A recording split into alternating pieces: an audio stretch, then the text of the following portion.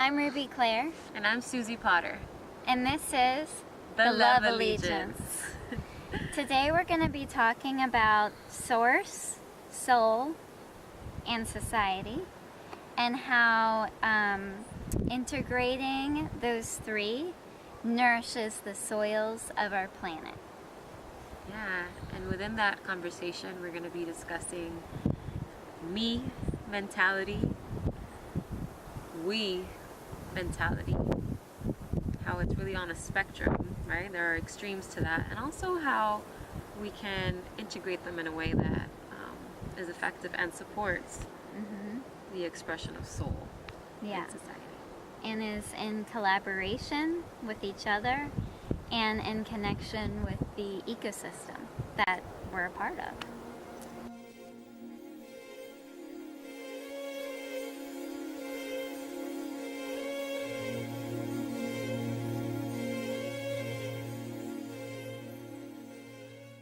So, me consciousness, right? I'm from Florida, specifically Miami. Very populated, right? And especially being from Cuban culture, living in a kind of in a mindset of trying to get ahead, and a lot of times that can be bullying, and it could be kind of rolling over people, specifically traffic, the middle of rush hour in Miami. Lots of road rage, right? Lots of I gotta get, all about what I gotta do, and it's inevitable sometimes living in a society where we're pressured to think about the things that we need to do, right? But at the same time, that can be an extreme. What happens when we think only about me first, only about what we need to do? Separates us from connection, from intimacy, right? So that's me mentality, me first mentality, right? And then on the other side of the spectrum, you have we mentality, right? So on the shadow side of that, right, would be connecting with a group in such a way that you lose yourself or lose your sense of identity. And we'll define identity in a little bit too. But so those are the extremes, right? So what we're offering is, how do we find the balance between the two? And really it's about realizing that it's you're in constant movement between the two, right? Balance is oscillating like a wave from inner, right? What do I need in this moment to feel safe, to feel accepted, to feel authentic, and also considering those around me, and how to exist in a way that isn't oppressing or dismissing other values, right? So yeah, finding that balance. And I wanted to just add to something you said, how there's a big me consciousness, definitely in the United States, where we live. Yeah. It's a capitalistic society, so in a lot of ways we're pressured to make money to survive, by working that me individualistic consciousness, where I just need to do what I need to do for me, to survive and get ahead. Get ahead. And so what we're talking about,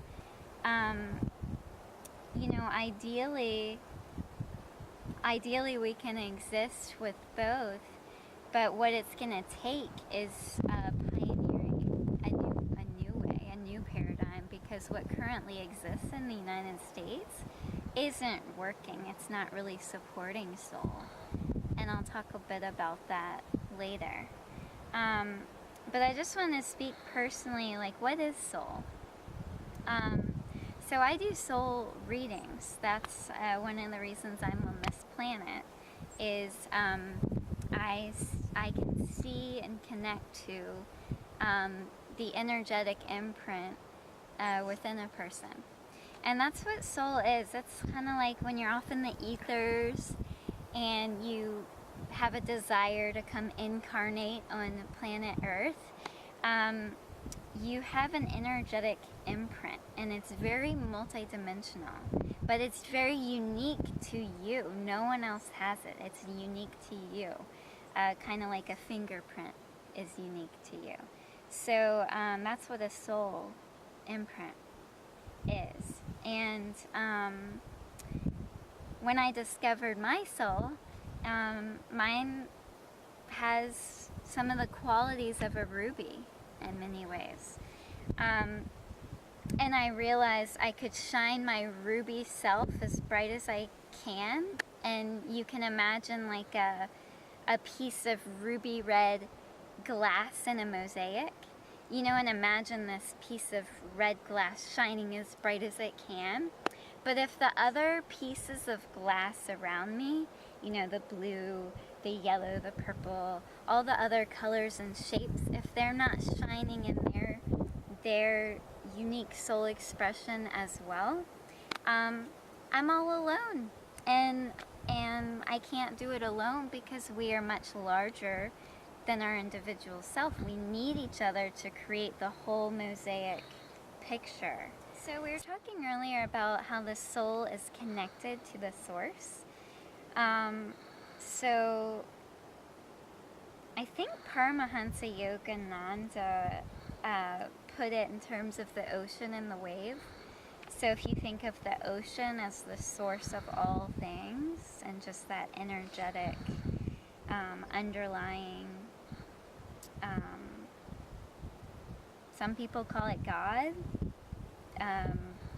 but I like using the word source because we don't want to support dogma, and there's so many different expressions. But just that energetic ocean. And then someone's soul expression or soul imprint is kind of like a wave rising out of that. So we rise out of that, and then when we die, we might like just go back into the the ocean.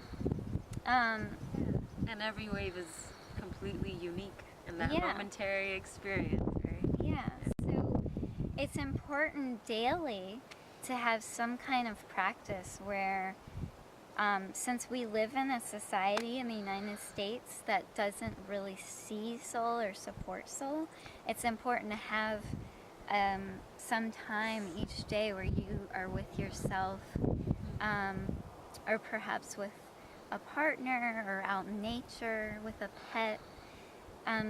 Just some kind of self-care where you can feel yourself, your individual, unique soul and the beauty that it holds, and listen to what it's connected to, that informs it, that's beyond it, that's much larger than you as an individual.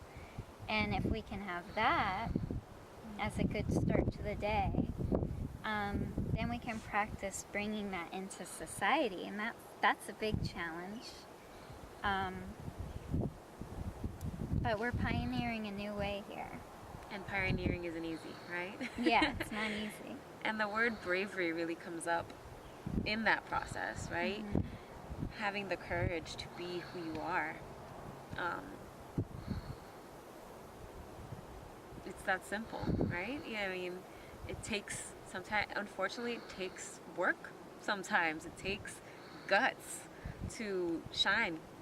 And, you know, that is the world we live in. And so, and not only that, but also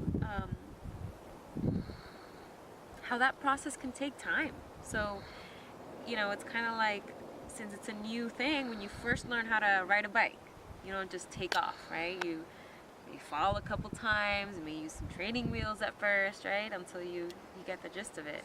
And so that process of connecting to source and allowing it to come through and manifest in society, it might take some time to, stretch um, that muscle and strengthen and be able to push back on all these um, systems that come crashing down on us. You're bringing up another important piece. Yeah.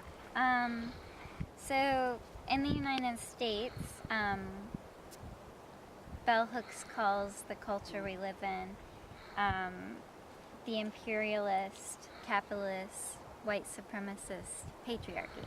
And that's an interweb of systems of oppression. And those systems have been kind of constricting us and placing identity on to us from the outside.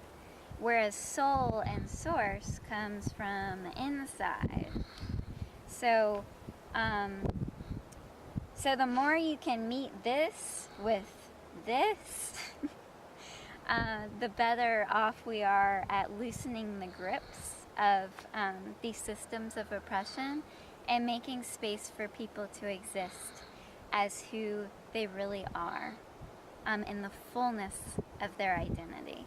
And that means the identity in terms of soul, and that means the identity in terms of what body you live in and what you have to deal with on a daily basis based upon the identities being in your particular body and gender and race, culture, and all of that.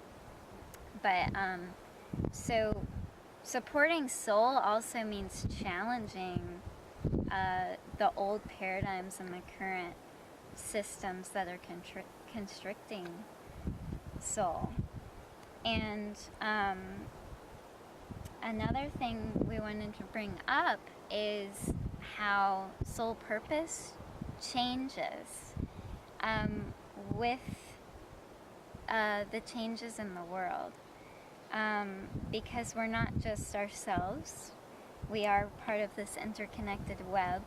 So when consciousness shifts on a collective, our old soul purpose, what we were doing previously, may not feel relevant anymore. Going back to the me and we integration, right? So on a collective, we go through waves of change, but also on an individual level, right? Sometimes we shed certain identities or certain paradigms that are very specific and unique to us as individuals. The same thing happens on a collective level, right? We shed and shift and break through identities and birth new ones. So just realize that change is constant, and it's okay. And listen. Listen to what your community needs right now. Listen to what the earth needs, the ecosystem. Notice where change needs to be happen, like where something needs to happen. Notice where that is when you're checking in with your soul and source and connecting. Ask the question, what is needed from me right now? Where am I needed? Where are my particular gifts I bring to the world needed? Because we forget to ask that question sometimes. We just use our personal willpower of like, I want to go here, I want that job, I want this. And yeah, that's important to, have an intention.